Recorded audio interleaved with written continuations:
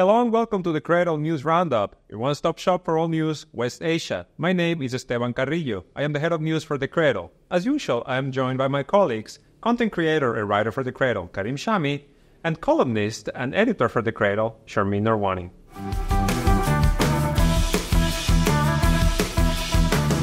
So this week, we want to begin discussing a very interesting story that was, some revelations came out last week about Qatar's involvement in funding the Islamic State, in funding ISIS. And just to give a bit of background on what the story was, apparently the Qatar National Bank, which is 50% owned by the Qatar Investment Authority, and the royal family essentially, and Qatar Charity, a non-profit organization based in Doha, filed an application in a U.S. court to discover who leaked documents showing that they had allegedly transferred $800,000 to ISIS judge Fadel al-Salim before he ordered the execution of U.S. journalist Steven Sotloff. Steven Sotloff was held alongside James Foley, the other U.S. journalist who was decapitated by ISIS in 2014. And, now Doha is on the hunt. They want the whistleblowers, they want to find out how the family of Sotloff got a hold of these bank records that show that, apparently at the behest of the royal family, this transfer was made. And this is something we have, we have discussed, and you, Sharmin, in particular, you have covered this for a while, since the onset of the Syrian war, is the level of complicity that exists between Gulf states and the creation of ISIS in Syria to topple the government of Bashar al-Assad. And even that is included in this. This lawsuit is insane. Everything they mentioned, they essentially go into detail, they were trying to topple the government of Assad. They were funding these extremist groups. And there's just a long list of warnings, Joe Biden, Hillary Clinton. Everybody has, at one point or another, Donald Trump has come out and said, the quiet part out loud, which is ISIS was funded with Gulf money, and they've been fighting a war with U.S. weapons, no? Yeah, let's not forget the U.S. complicity in all these things. I mean, if these were dollar transactions or euro transactions, they would have gone through the global financial networks, the messaging systems, the clearinghouses for the transaction of funds. SWIFT, exactly. So if dollars were given to Sheikh whoever in Syria, then, there's a paper trail of these things. But why were they not discussed earlier? Because everyone was complicit in this. I mean, the infamous or the famous 2012 DIA document, Defense Intelligence Agency document, which was helmed at the time by Michael Flynn, pointed out very clearly that there were two sides in the Syrian war in 2012. And one side was obviously the government, and the other side was this ragtag bunch of, nations, resource-rich nations and weapons-rich nations that were funding and arming the insurgency, and to the tune of billions and billions of dollars. And the document points out that Al-Qaeda is the strongest group of militants on the other side, the most capable fighting the Syrian government, and basically that the U.S. was on the side of the insurgents. Okay, very clearly they were on the side of the insurgents. Of course they ran operations rooms through Turkey and Jordan. Of course they knew, just like their Afghanistan debacle, in targeting the Soviet Union back in the 70s and 80s. They provided weapons and they provided intelligence, and at that time in Afghanistan looked to the Saudis to provide the funding, right? Their oil-rich allies in the region. So in this case, it's exactly the same. They have common goals, and so the Qataris, the Emiratis, the Saudis were main funders of these groups, while the U.S. provided intelligence, weapons, and logistical support. They were on the same team, and the document clearly states that. Furthermore, as you noted, everybody has said the quiet part out loud for a while. And so Joe Biden, when he was vice president of the United States under Obama, and who was now the president of the United States, I recall this because I wrote about it. It just wasn't in the media that he says, and he's talking at to a bunch of students at Harvard University's John F. Kennedy School of International Affairs, and he says, our allies in the region were our largest problem in Syria. The Turks, the Saudis, the Emiratis, what were they doing? They were so determined to take down Assad, as though the U.S. wasn't. They poured hundreds of millions of dollars and tens of thousands of tons of weapons into anyone who would fight against Assad, except that the people who were being supplied were al-Nusra and al-Qaeda and the extremist elements of jihadis coming from other parts of the world. The DIA document says basically we're on the side of al-Qaeda in this war. We are on the side of the NATO countries and the Gulf countries and Turkey, whatever, who are supporting the insurgency. There are only two sides in the war, per that document. And then he goes on to say, now you think I'm exaggerating. Take a look. Where did all of this go? All of a sudden, everyone's awakened because this outfit called ISIS, which was al-Qaeda in Iraq, found open space in territory in eastern Syria, and created the Salafist Principality, which is what the DIA document talks about. There is a move to create a Salafist Principality in eastern Syria and western Iraq, on the border of these two countries. And it's exactly what happened. ISIS came out of that.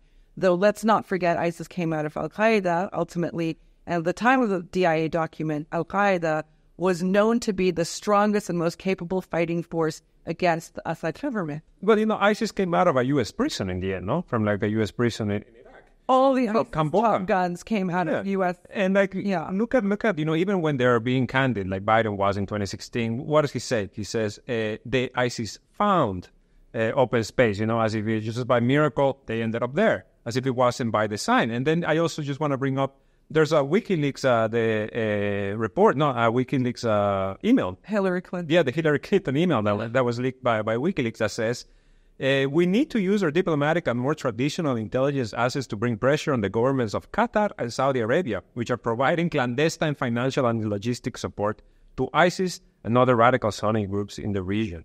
This is 2016. The quote you said was 2014 or around that era too. The James Foley and Steven Sotloff beheadings, they happened in 2014.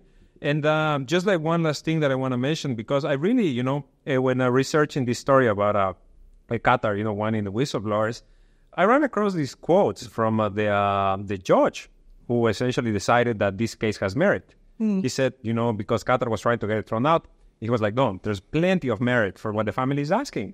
And he says, perhaps the most outstanding allegation in support of a conspiracy is that former Qatari Prime Minister Hamad bin Jassim funded several terrorist organizations at a September 2011 meeting attended by the apparent who's who of terrorist financing.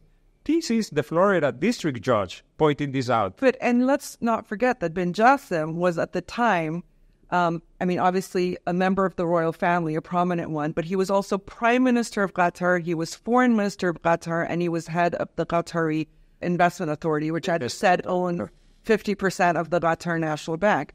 So, absolute key man in the Arab Spring activities, key man in redirection of the Arab Spring to U.S. adversary states like Syria and Libya. You couldn't find a direct connection to a more important and prominent person in Qatar at the time. So, this is, of course, these cases have merit. Now, I like the way they talk about somebody leaking this. As we discussed earlier, of course the Americans would know. If you're transferring dollars or euros anywhere in the world, they go through traditional banking messaging systems. That information exists. Anyone could get it. The question is, why was this allowed as part of these proceedings? Because let's be honest, and we've seen this in England and other countries, where any ISIS-related court hearings, for instance, against British nationals who, the British government claims worked with ISIS, get cut short or thrown out of court when the lawyers of these individuals request discovery, information from the government that would help prove the innocence of their client or show the British government was even more complicit with these terror organizations in Iraq, and so why in this case would they allow the discovery to go all the way to, the top of the heap in Qatar? And let's not forget that Qatar has the highest, has been sort of awarded and rewarded the highest level of U.S. strategic partnership in the Persian Gulf in the last year or two for various reasons. But Qatar also hosts the headquarters of U.S. CENTCOM, U.S. Central Command for 20-plus countries in West Asia, and parts of North Africa. So this is where the U.S.'s biggest military base is, in the country that paid, the salaries of ISIS and Al-Qaeda and all other kinds of head-chopping extremist groups in Syria and other theaters, and who paid the guy who ordered the beheading of U.S. citizens Stephen Sotloff and James Foley, right? Like, how much more connected could you be? Now, Qatar is not going to take this thing down, because Qatar says we're going after the whistleblowers because they've done great harm to Qatar's image. Forget that. Explain what you were doing giving $800,000 to, an ISIS chief, right? But Qatar's, also, the fact is that, Israel, since the war in Gaza, has been gunning for Qatar, right? So why is this information come out now? Why is Qatar suddenly been sort of like, hanging out there for pot shots to be taken at it? Because there is a determined player in the region that wants to devalue Qatar or ostracize it somehow. And, but the fact is that all these countries were complicit. The U.S. was complicit. Its Pentagon, its CIA, all its branches have been complicit in the terror activity in Syria throughout all these years. So the main question is, why did Qatar get hung out like that? I can't wrap my head around something regarding what you said. That also, last year there was a court order against Ericsson. The telecoms giant. Yeah, the telecom. They also accused Ericsson of paying money to ISIS. But the thing that I can't wrap my head around is that they paid $207 million but for the United States. And the people that suffered from ISIS in Syria, and the people that their land was destroyed got zero pennies. And the U.S., just because they filed this lawsuit against Ericsson paid $207 million for the U.S. court. And now that's the same what will happen. Qatar will pay maybe millions and millions of dollars to a judge in Florida, and the people that really suffered from ISIS in Syria or Iraq will not get any penny. That's absurd. That's also the Lafarge, the French cement company, I think, also got paid, also had to pay out a penalty of over $200 million to the U.S. for running operations in a part of Syria alongside ISIS. So basically, they had a deal with ISIS that they could continue running their cement company. And this was considered, collusion with ISIS. But I mean, right here you have Qatar, U.S.'s main strategic partner in the Persian Gulf, and the headquarters of U.S. military CENTCOM colluding openly with Daesh. When the dust settles in this region, whenever that may be, and if we start to see, I think what really needs to happen for us to be sort of pushed back into an era of international law is for lawsuits, a flurry of lawsuits with information that's already out there, and then demanding discovery from governments who have avoided it so far. Do you remember during the entire time of the Obama administration's war against Syria, they would never name a single Syrian group, militant group that the U.S. government was supporting with dollars. They would never tell you who these groups were, and the groups that they were calling moderate rebels. And it started to become a running joke, moderate rebels in quotation marks, because the reason the U.S. wouldn't name these groups, because you could expect any day for a snuff film to come out from one of these groups, killing somebody or, waving ISIS flags, and then the U.S. would have a liability, right, to bear, which is why they didn't. But, in discovery in courts, the U.S. has to name groups that they supported. Who are these groups? And let's track these people down. I mean, in the end, if Syria was smart and it had an economy of any sorts, that's where you should put your money, into lawfare in smart jurisdictions around the world, to collect back the billions and billions, hundreds of billions of dollars, and even trillions required to rebuild Syria. But, I think it's also worth talking about a bit, just, in the context of what is happening in the region. As you said, there's a conservative player in Israel that is trying to maybe discredit this Gulf state. But there's also a very clear revival of ISIS over the past year, if not more, in Syria in particular, in Iraq as well. But in Syria, like all over the place, in particular, like the truffle hunters. It started with the truffle hunters. By this point, just this year, there's dozens killed, Syrian truffle hunters. There's also, new attacks. They bombed a graduation ceremony a few months ago. They've been bombing in Iraq. They've been killing Syrian army personnel by the dozens, like hitting their bosses. Just like all of a sudden, like these boogeyman reappears out of the shadows. And just like, another article that I don't want to go without mentioning is something we wrote a few weeks ago. The title is Ex-ISIS Chief Appointed as Commander of U.S.-backed Militia in Syria. It happened, and it went completely unnoticed. We wrote about it, but this is like the level of complicity that exists, like, as you said, all of these moderate rebels, who were they? They were al-Nusra, they were Al-Qaeda, they were eventually ISIS. They were all of these extremist elements that wanted to create a caliphate in this territory, and the U.S. was all for it. They saw, our friend William Wagner has written more than one feature for us, talking about how the U.S. looked the other way when ISIS was committing the massacre of the Yazidis, or when they took over Mosul, when they took over Palmyra, just like killing people by the hundreds, and the U.S. was just looking at it over drones. But now, and then, like by efforts of, concerted efforts between Syria, Iran, Russia, and at the very end, the U.S. Army, ISIS was kind of just like, wiped out until recently. But everything the U.S. funneled into this war as complicit allies went to Al-Qaeda and ISIS ultimately. I did an article, I think back in 2015 or 16 or something like that, where I actually interviewed a CENTCOM spokesman in Florida for this piece. And it was right after the U.S. had trained a number of fighters, I think it was in Jordan or maybe Turkey, to be sent into the Syrian military theater. And within no time, those specific weapons that they'd gone in with were shown to be in Al-Qaeda hands.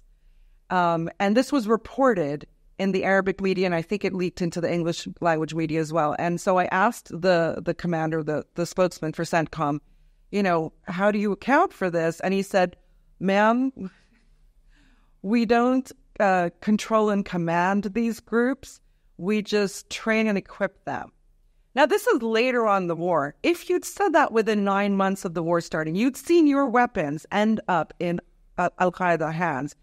We could understand a mistake has been made. We don't understand how these weapons are being funneled while in theater, right? But in year 6 or 7 of the war, you can't say that anymore. You know damn well where your weapons are going, and the people you've trained are going to be paid higher salaries by ISIS or Al-Qaeda because, as the DIA report in 2012 said, they are by far the best and most capable fighting forces in against the Syrian government. But the U.S. seems to have this like constant problem of keeping track of their weapons, no?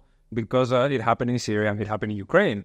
They have no intention to keep track. Exactly. It's happening in Haiti right now. Yeah. Like the crisis in Haiti, the weapons are U.S. weapons. It's happening in Mexico. The Mexican government has asked the U.S., like, why are the cartels using U.S. weapons that are being smuggled from the U.S.?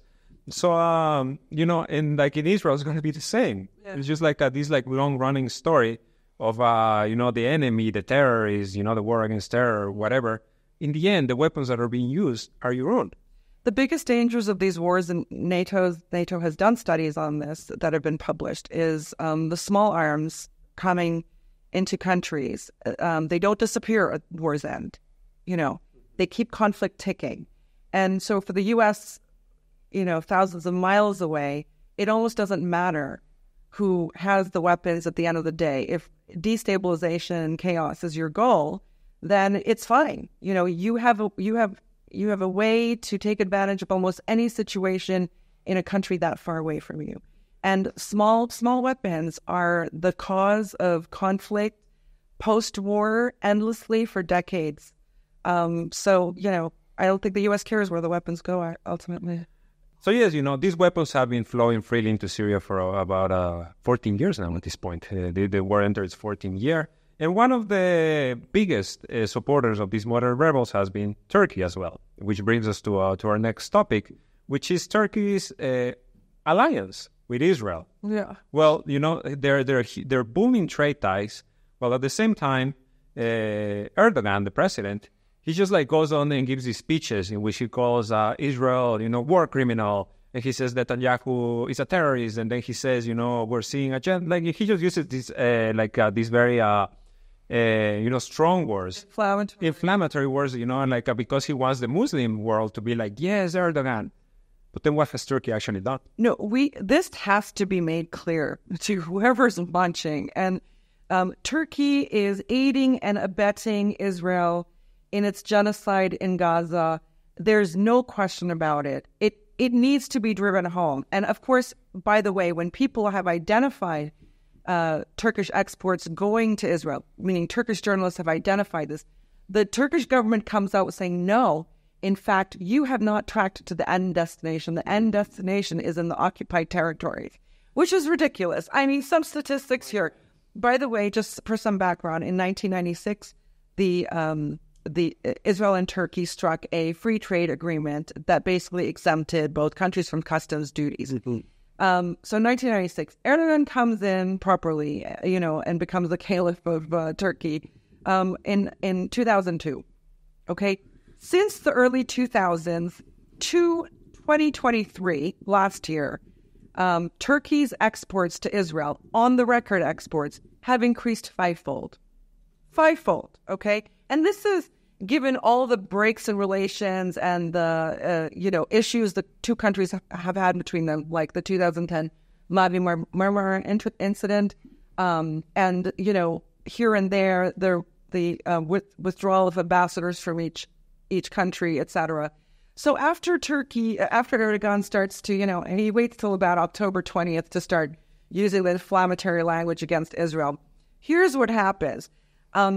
So we have this article that we did last week, that a feature that folks should take a look at on the Cradle, and it's about Turkey's exports to Israel since October 7th. So you have these, business associations. Erdogan's a money man when it comes down to it, right? So Industrialists and Businessmen's Association called Mussiad. The acronym is Mussiad. And, while Erdogan's goons are going around and slapping people who are walking to Starbucks and other trendy franchises to boycott, the members of, so companies within Mussiad and other Turkish organizations are literally raking in the dollars, selling industrial equipment and basic goods to Israel. So, for instance, Turkey today provides 65% of Israel's steel imports. With a member of Mussiad, a company, a conglomerate called Iktas, which is affiliated with Mussiad, which is is a group. Both are groups that Erdogan supports. And since the onset of the Gaza war, so October 7th, Iktas has shipped 50,000 tons of steel to Israel. Okay. Now, a portion of the steel supports Israel's military-industrial complex for the creation of munitions. Israel supports or exports 95% of the cement Israel gets is from Turkey. Okay? Major building blocks of anything in a country. Cement and steel. And that continues to the present day. So from, I think, this one company's, or cement exports to Israel totaled 174 million in 2023, with 6.4% of that figure recorded from October 7th to the present. Another company, a member of Mussiad, has supplied Israel with over 200,000 tons of materials since October 7th. And the Turkish transport minister, in a conversation with a journalist, revealed that between October 7th and the end of 2023, December 31st, 701 ships embarked from Turkish ports to Israeli ports. 2/3 of this went directly from Turkish ports to Israeli ports, whereas 1/3 went from third countries via Turkish ports to Israeli ports. And Turkey continues to meet Israel's needs for not just steel and cement, but vegetables, fruits, cars, electrical appliances.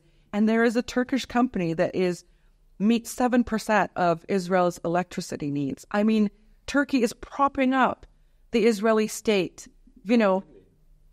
equally to the U.S. in so many ways, keeping the economy ticking, keeping supplies ticking, in the way that the U.S. keeps the Israeli military forces ticking. So it's like what Erdogan is doing, it's just misdirection. Yeah. Don't look at what we're actually shipping, look at what I'm saying. And, so they provide so much cement, they provide so much steel. What is Israel doing right now? They have essentially split the Gaza Strip in two. They built a security corridor. They took over 60%. They needed cement for that. They needed steel for that. Exactly my point. For all of this military occupation that is going to continue after the war, whatever that means. Made in Turkey. Exactly, made in Turkey. And to build these things, they have taken over 16%, stolen 16% of Gaza's territory. The ship that was seized by Ansar Allah, the purpose of the ship that was seized is to transfer vehicles from Turkey to Israel and vice versa, for instance. It was empty, but the purpose of the ship was to transfer vehicles. Oh, that's right. I remember seeing shots of lots and lots of cars lined up on different platforms. That's right. They're going to retrofit them into missile launchers, for sure, to drone launchers. Do we think, is it even possible that there would be, accountability for what Erdogan is doing, for what, the Turkish government is doing? No, because they shut down these things. Like I said, they're Erdogan's thugs, slap around people who are going into these, boycotted franchises like Starbucks, etc. But there was our author who asked to not have his name included in this article in Turkey because of how dangerous it is to expose Turkey's misdoings. Where Israel is concerned is extremely sensitive right now. He pointed to, as an example, a pro-Erdogan rally held on just last month on 24th of February in Sakarya province, where a banner demanding the end to the shame trade with Israel was confiscated by police officers. So they micromanage this, and for instance, Muziak, the Association of Businessmen and Industrialists in Turkey that is supported by Erdogan, that is trading so heavily with Israel, because of the criticism, has made a statement saying we're going to look into the actions of our member companies. And when asked by journalists for further details of how those investigations were transpiring, refused to comment. So, it's sort of like when Israel kills civilians and it's caught on camera, Israel then does an about turn and said, this is awful. We're going to launch an investigation into it. Nobody does investigate. Yeah, and you have to know something about, for instance, what's happening in the region. In Turkey and the Arab world, Erdogan has established himself as a sultan. And unfortunately, because most of the leaders in the Sunni world are very weak and the Erdogan is the strongest one. And of course, our region is more emotional rather than logical. They seek words more than actions. So he can easily control the Turks, and not only the Turks, even the Arabs. Many people love Erdogan because they see him as that maybe he can be the only strong Sunni.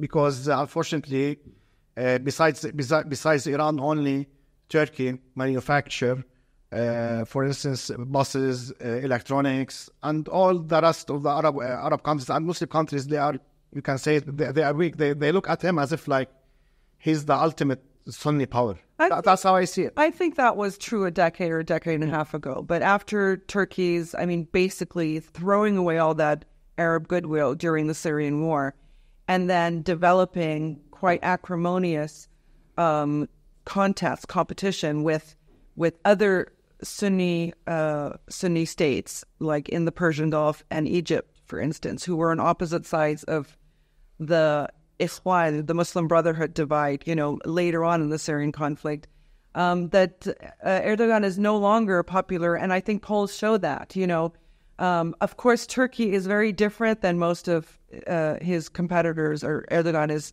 competitors in the Arab world, because it's a producer of things. It's a net exporter, an exporting country. So, there is a very vicious competition that goes on among these countries. And he's no longer, even though he even won the last election, it was highly contested. And he won, I think, because his competition was so weak. So yes, to Karim's point, there's a lot in this region we have seen since October 7th. There's a lot of support for the resistance, obviously. But sadly, among leaders, what we've seen is what Turkey has been doing, which is kind of like trying to play both sides. Yeah. And see, I don't actually want to cut ties with Israel. And, 700 shipments between October and December.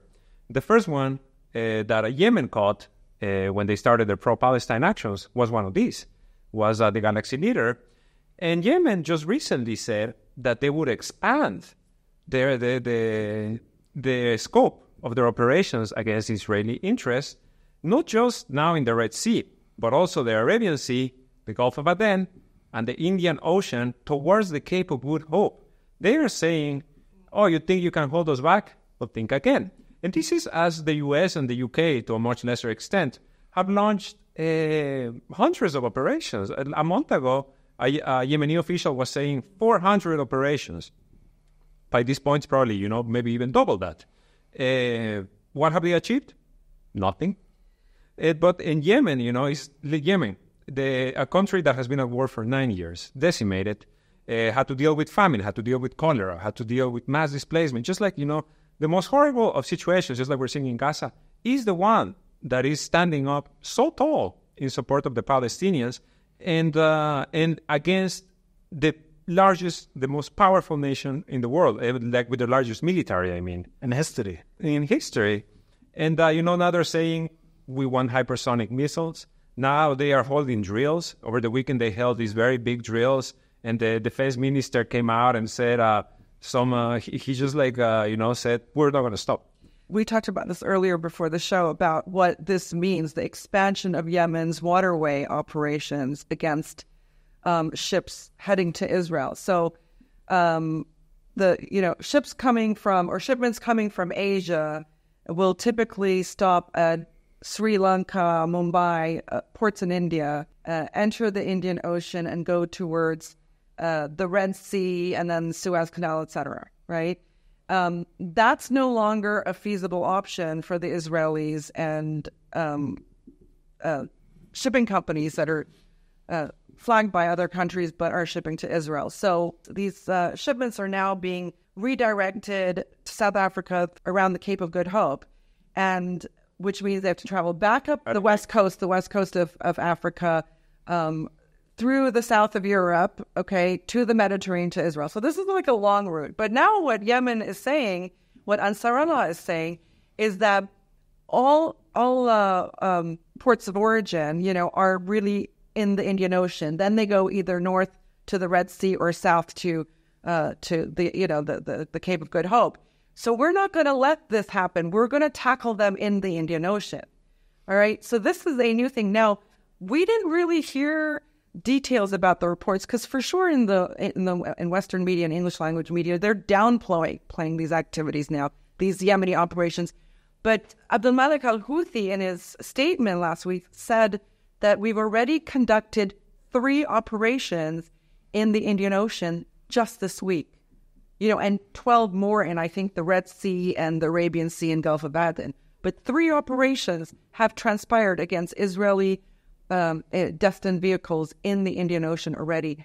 That means the range and firepower of their missiles, because they're talking about this, as you mentioned, in they're upgrading their arsenal. So whether it's drones or missiles, they can deliver bigger payloads and make more impact.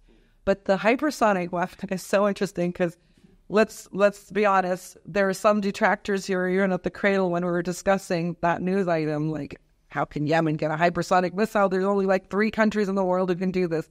But Four countries. 4 countries. We've seen Yemenis, go from, as you said, 9 years of war, cholera, starvation, blockades, to creating this range of weapons like submarine drones that one couldn't have anticipated. So I'm open to this idea that it can have a hypersonic missile. And why is that important? It means that the defensive capabilities that countries from like Jordan, the Gulf countries, the U.S., the UK are using to intercept Yemeni drones and missiles will be rendered ineffective.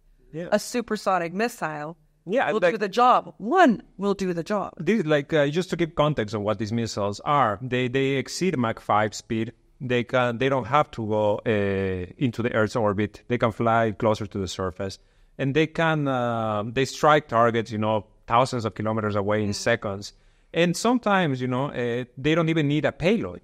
Just the impact and the velocity of it is enough to cause destruction. And just like to your point, the countries that have tested and are that have successfully tested hypersonic missiles are Iran, Russia, China, and North Korea. Whereas the U.S., they're lagging behind. They don't have the technology. So they're not even going to have the means to intercept these missiles. Exactly. Yeah, it's insane. It's I feel like all we're seeing now are state-of-the-art developments, things that nobody could have anticipated. I mean, it was a dream for people who supported the resistance in Gaza, and Gaza's, the West Bank, Palestinian right to resist, that Yemen would do the ultimate thing, which is blockade the Red Sea. And then it happened. And by the way, the reason Yemen can continue to do these things is because the Yemeni population, the groups and the individuals and the militias that supported the UAE and Saudi Arabia and the UK and the US in the war against Ansar Allah, have basically started shifting to Ansar Allah and going to Sana'a. And this is also happening in the Yemeni tribes, the tribes that are kingmakers in political movements and shifts in Yemen. So all of a sudden, Yemen's Ansar Allah, its armed forces, now have a very, very broad mandate from Yemenis who will support them in these operations and endeavors, no matter what. So Yemeni armed forces ran some operations, I don't know if you want to talk about it, against a potential U.S. and British invasion by air, meaning being parachuted down. And what did we see on video? I didn't watch it. Oh, you didn't watch it? Okay, sorry, guys, but Karim is our resident, Yemen encyclopedia. I am actually shocked. So in this video, what we see is a drills that lasted for about 3 hours that included the Yemeni armed forces that were allied with Ansar Allah, and that included, the parachuting of dummies who play the role of U.S. and UK soldiers, setting up traps. How would the tribes react? How would, until they wait until the armed forces arrive? They're just like getting in the mindset, not just the armed forces, but also the people, the general population. I mean, what's interesting is, of course, the Yemeni armed forces can't be everywhere at any time. But the purpose of this is to arm local people in all areas of Yemen to intercept these airdrops, these parachuting Brits and Americans, long enough, giving them enough time, hours we're talking about, so that the Yemeni armed forces can get to that destination, but booby-trapping places around there that will just kill them in the process. And let me just very quickly just read what the Yemeni Defense Minister, Major General Nasser al-Atifi, said during these drills. He said, "We will enforce new rules of engagement forcefully, and the price will be paid dearly by the Americans, the British, and the Zionists, and those in their orbit." And he also, there's a name for this now. There's a name, like we had Al-Aqsa flood. Yeah. Now we have the Battle of the Promised Conquest and the Sacred Jihad in support of Al-Aqsa flood. This is what they're calling it because they are in this battle to the end. They have shown this. Yeah, and especially that the Yemenis, you can't intimidate the Yemenis because the only way you can make them stop is to stop the genocide in Gaza. And they seek dignity, and their dignity tells them they have to fight the oppressor, which is, in this case, the United States and the UK. And, of course, the Israelis. And what we can learn from the Yemen experience regarding their war with the Saudi-led coalition, that in the first 2 years, the Yemenis, they didn't have this capability to target targets further than 200 kilometers. And by year, they evolved their capabilities until they reached 2019 and targeted Aramco, the famous video that we all know. And from the beginning, they didn't have this capability. They evolved, and they introduced a drone, which was Samad 3. Also in the late 2018, it was the first drone outside, of course, the scope of the United States and Russia to reach 2,000 kilometers. But all their conduct was land-to-land operations or missiles. Now they are conducting in the sea. So I expect if the war expands and if the war lasts one more year, the Yemenis' capability will at least double. It's the exponential development of their military capability. They are very fast. I mean, like, in layman's language, what would that be? Like going from a landline to a cellular phone to fiber optics in like 2 or 3 years. It's that fast. That's why nobody believed at the beginning that the Yemenis are doing these operations. Everybody. They still don't believe. Yeah, no, and now I think they are starting to believe. No, because what I wanted just to get your opinion about, because in Western media, there's like this effort across the entire landscape to say that it's Iran funneling all of these weapons. You know, every weapon that is being used somehow comes from Iran. And my question is, how? How can Iran get weapons? Because they know that first, we all know that the United States educational system, especially in geography, is the worst in the world. So people don't know where's even Yemen. But people should know that Yemen, and especially the territories that are controlled by Ansarullah, they have only one border, and it's with Saudi Arabia. So if the weapons are coming from the land, it's coming through Saudi Arabia, which is impossible. And the other way is the sea. We all know that it's all controlled and patrolled by Western countries and the United States and the Fifth Fleet, and they have many coalitions happening there. So it's very difficult and nearly impossible to to get a ship from Iran and just like avoid everything and go to Yemen. It's nearly impossible. So the Yemenis, they are manufacturing, and maybe Iran is helping them in know-how too. But nobody can send the Yemeni's weapons. Iran's doesn't have a superpower where it can transport itself immediately into completely blockaded eyes from satellites and every type of modern technology, viewing every activity that happens on the ground. And one of the things I think that we've learned since October 7th, well, we learned this before in learning about the resistance axis, but since October 7th, when we've seen like the unity of the fronts operate in a way we've never seen before, is we've learned that Iran's modus operandi is to, and this is like a legacy of Qasem Soleimani, Quds Force leader who was assassinated by the Americans, was teach your allies all your tricks and that let them go forth, let them develop their agenda based on local circumstances, their own history, their own dilemmas. And so if you taught Yemenis, if you taught your allies in Ansarullah that bag of tricks early on, you already have the foundation. And it is Yemenis that are building on what they've learned and the foundations they've set in military capabilities who are enhancing them. For sure, the Iranians are not transporting into Yemen and doing this for them. Iran doesn't have 700 bases around the world. They don't have weapons, caches like everywhere hidden. And, to your point about the unity of the fronts, it's just something I want to mention before we wrap up for this week, is that another news item from Yemen last week, and it was that officials from Hamas, the Palestinian Islamic Jihad, and the Popular Front for the Liberation of Palestine, met with their counterparts in Ansarullah. So, and this is, from what we can tell, might be the first time that a meeting of this type has happened. Like we talk about the unity of the squares, and it's the resistance factions from across different countries, kind of like battling for the same purpose. In this case, the end of the genocide in Gaza. But this is a step further. This is let's sit down together and discuss how we can coordinate efforts better to fight Israeli interests, to fight the U.S., to fight the UK, and to go back to the Yemeni defense minister, in his speech, he also made it very clear, Yemenis are not warmongers. We are not going out and looking for war. War keeps coming to our shores. All we're doing is fighting it. It's incredible that every Western aggression that we've seen in this region for decades now has ultimately led to the solidifying of relations between its regional opponents, okay? Whether countries, whether militias, whether political parties. And it's accelerated so fast. I mean, the Syrian war resistance axis converged on that, right?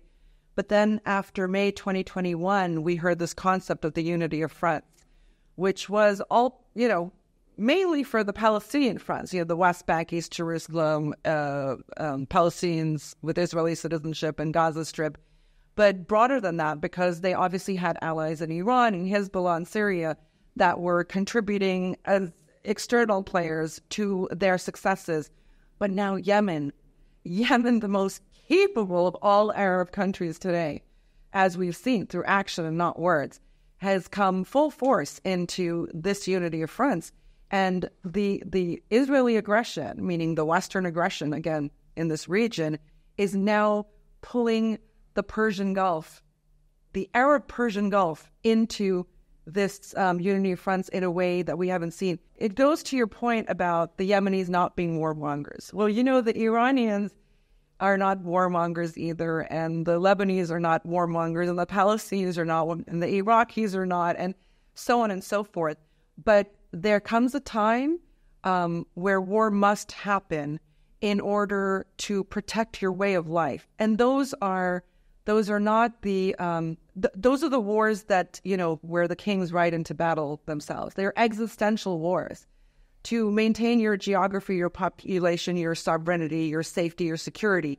And now these players, the axis of resistance, are in this ultimately to establish peace and development, and what the Chinese call peaceful development. Okay, the Western model is finance. That's what Western capitalism is. That's what Western policies are all about. Free market.